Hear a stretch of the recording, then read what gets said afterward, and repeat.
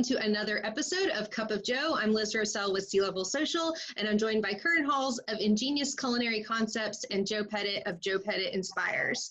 And I believe we're on episode 17 now, maybe 18 of Cup of Joe. And really, this entire series has been about keeping your team motivated through all of the craziness that COVID has caused. And now that we are getting closer to school reopening, and by the time you watch this, your schools might have already reopened. But as we're getting closer to it, we want to get just even more into the details of making sure that your team is excited to come back, motivated, and calming their fears. So in the last episode, if you didn't watch it, it was a great one on keeping the parents at your district calm and understanding of what your plan is. Definitely check that out if you missed it. But this time we're going to talk more about your team. And then in the next episode, we're going to talk about making sure your students feel calm, excited. So really excited about this 3-part series. With that, I will pass it over to Joe. Get us started. Yeah, this is a good one. As we were kind of talking about off air, this is kind of what we've built this around and kind of a best of. And, you know, for some of us, you may have already have your folks in. They may be in the midst. I know I've talked to some, clients and whatnot of other states. They're starting first week of August. So you may have folks in. And if you do, please have them listen to this and share it with them, because that's what we do. There's no greater joy that I find is to be able to connect with our team and to be able to inspire them to stay motivated to do the job at hand. The job at hand that we do to feed students and to really be able to set everybody at ease through this midst of this COVID-19 is not an easy task. It's never been an easy task of what we do, but now more than ever. And, as we talked about in our SNA webinar, one of the first things I want you to really think about is, what is your motive? Like, what is it that moves you? What is that thing that moves you and knowing your why? Are you there for the students? Are you there because, you can't wait to see the smile on their face? I'm telling you right now, I know we got to practice social distancing. But, when we see some of these students for the first time, it's been so long. It's going to be like a homecoming, for seeing family from years ago. You're going to want to run up and, hug them or give them a high five, whatever the case may be. But we miss them. And that's really why we do what we do. And the other part is that we just need to really keep in mind that we want to continue doing this for a long time. And the way we're going to be able to do that is to set you got to hear the fears, okay? But make sure that we're fact checking. Make sure that we're not getting caught up in rumors and gossip and feeding into the negative agendas or the negative dialogue. And really one of the things I'm going to encourage my team, when you have questions, come to me and let me help find the answer, because I'm not going to have them all.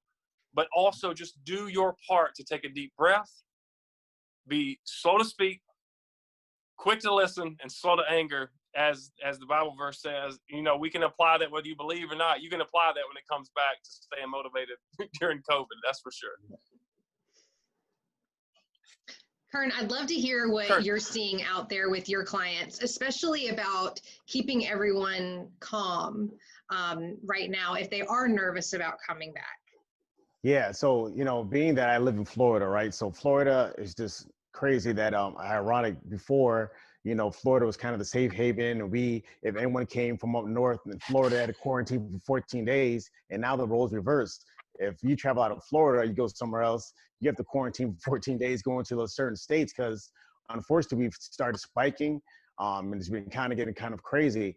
And that's crazy that's around the United States. So California's rolled back, closed a lot of restaurants, bars, all those different things. We see different cities rolling back and just going back to phase 1.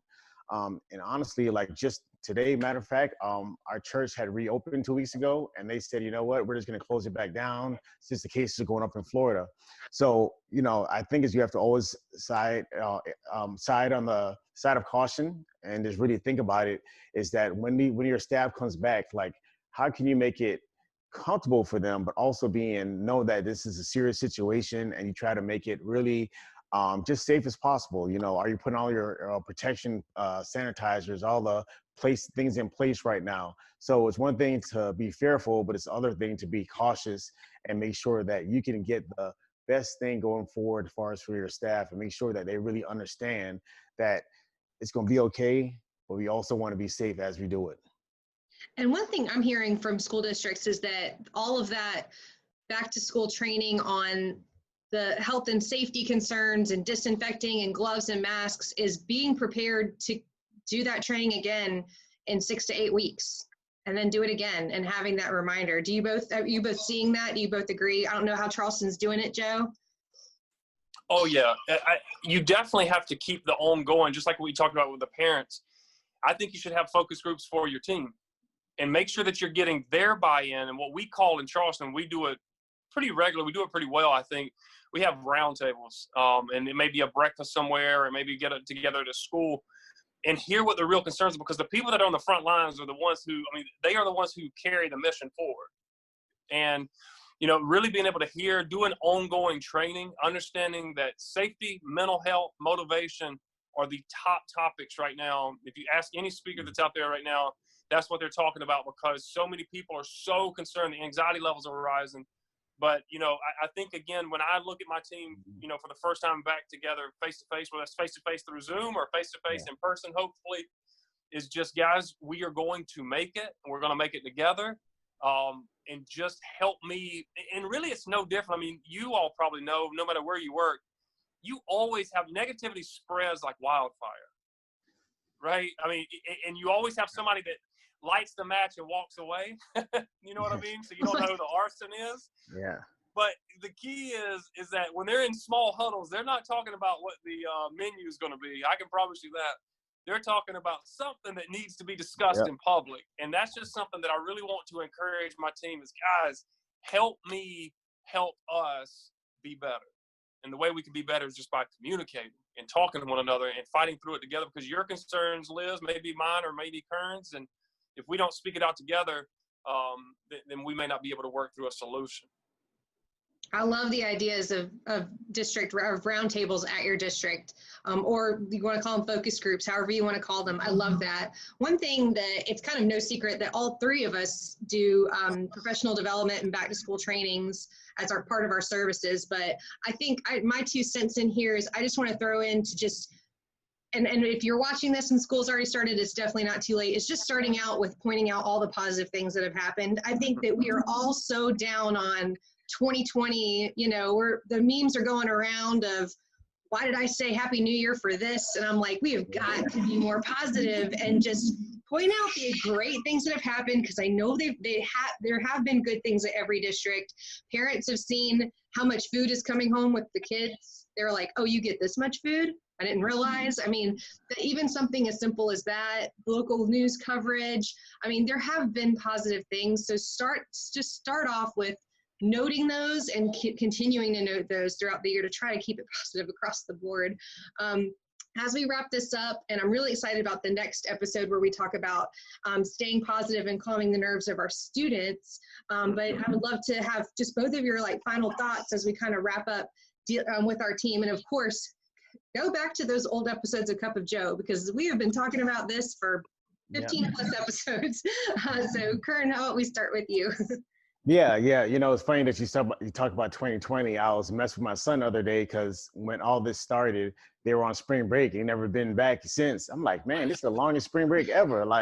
It's keep going and going, right? And as the months go by, we joke around, whatever. But it's all seriousness. Okay, we're in July, getting ready to hit August. Everyone's just waiting to say, okay, when is going to be the turn of the Titanic? Everything is going kind of seems like it's going downhill. But, definitely I think just as a country, as a people, we're gonna persevere. At the end of the day, it'll make us stronger. The great thing I just take from all this all together, from a Cup of Joes and pivoting and all that kind of stuff, is that we became stronger, right? I think the one of the main things that I believe in is that a lot of us has really focused on what's important, right? Because we're not going to the movies as much. We're not sitting here going out to eat at restaurants as much. I see a lot of people in my neighborhood I've never even seen before that are walking together as couples, riding bikes, exercising. So it's you see a lot of good stuff going on, and a lot of people became gardeners, right? Everyone's growing a lot of their own fruits, vegetables, and everyone's just kind of hanging out. So I think that's the positive thing I take away from this, that as a unit, as a whole, just as humans, we're just coming together and just making the best out of the situation. Yeah. when you're talking, really what I'm hearing is that we have a choice. Every morning when we wake up, we have a choice. Either we're going to build or we're going to take away. So with our words, with our thoughts, with our actions, are we build? Again, hear me out. We've been going through this since March, in the midst of it all, when all the unknown was there, and we still went out in the public. We still went out before mask and social distancing was like the thing. We were still going out and feeding students. So I get it. Like from day one, we were essential, and school nutrition will always be essential. It just happened to be thrust into the spotlight, to the national spotlight. So build upon that and then make the choice. So I'm not trying to downplay anybody's fear. Hear me out. But what I do want you to know is that every conversation you're a part of, everything that you listen to, everything that you say, everything that you do is a choice. And you have the choice to either build people up or break them down. And that includes you. And so for your team, for our teams out there listening to us, if my team is watching this, thank you. I'm honored. This is my best friends, Kern and Liz. I'm so glad you get to meet them. But also, it's just, I want you guys to realize, choose to build people up, including yourself, because you have the choice every single day. And when you don't have the choice and something happens and they ask you to do something, it's how you react to what they ask you to do, which is going to cause a ripple effect. So choose wisely. Thank you both so much. I'm really excited about this 3-part series. Like I said in the beginning, if you missed the parent version of this talk, definitely check it out. We'll put the link in the description. And up next week, new episodes every Wednesday at 3 o'clock are going to premiere. We'll talk about how to calm the fears of students, make sure they're excited as I'm sure everyone is to see them again in some sort of new normal. So we'll talk about that. Really excited for that. Thank you both so much, Joe and Kern. Thank you. Thank you all.